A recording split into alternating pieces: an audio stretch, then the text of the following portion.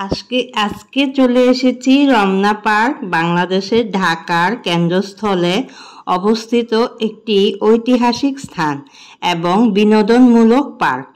এটি ঢাকার অন্যতম প্রাচীন এবং বৃহত্তর পার্কগুলির মধ্যে একটি। এর ইতিহাস বেশ সমৃদ্ধ এবং এটি শহরের একটি গুরুত্বপূর্ণ ঐতিহ্যবাহী স্থান হিসেবে বিবেচিত হয়ে থাকে। রমনা পার্ক বা রমনা উদ্যান বাংলাদেশের ঢাকা শহরের রমনা এলাকায় অবস্থিত একটি উদ্যান। এখানে প্রতি বছর পহেলা বৈশাখের অনুষ্ঠান হয়ে থাকে। এটি রাজধানীবাসীর প্রাতঃভ্রমণের মূল কেন্দ্র। এই উদ্যানটি 1610 সালে মোগল আমলে প্রতিষ্ঠা করা হয়। সেই সময়ে রমনার পরিসীমা ছিল বিশাল এলাকা জুড়ে। মোগলরাই রমনার নামকরণ করেন। মোগলরাই বাগান তৈরি করেছিলেন, কিন্তু পরবর্তীতে কোম্পানি আমলে এ এলাকায় জঙ্গলে পরিণত হয়।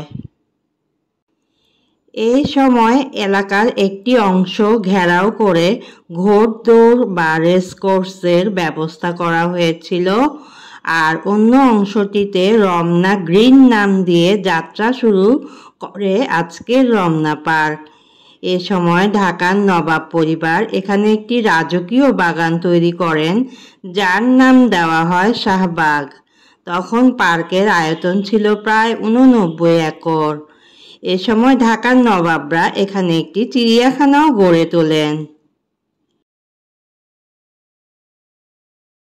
চিড়িয়াখানার প্রাণীদের মধ্যে ছিল শুধু গুটি কয়েক বাঘ, ভাল্লুক এবং বিভিন্ন জাতের কিছু পাখি। পরে চিড়িয়াখানাটি মিরপুরে তার বর্তমান অবস্থান সরিয়ে নেওয়া হয়, আর আনুষ্ঠানিকভাবে রমনা পার্ক উদ্বোধন করা হয় 1949 সালে। বর্তমানে রমনা পার্কে প্রতি বছর পহেলা বৈশাখে বর্ষবরণ অনুষ্ঠান হয়ে থাকে। রমনার বটমূলে ছায়ানটে আয়োজনে বর্ষবরণ অনুষ্ঠান এখন অনেক জনপ্রিয়।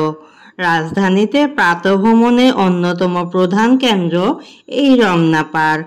এটি ঢাকার ফুসফুস হিসাবেও পরিচিত। প্রতিদিন সকালে ও বিকালে এখানে হাঁটতে ও ব্যায়াম করতে আসেন কয়েক হাজার মানুষ।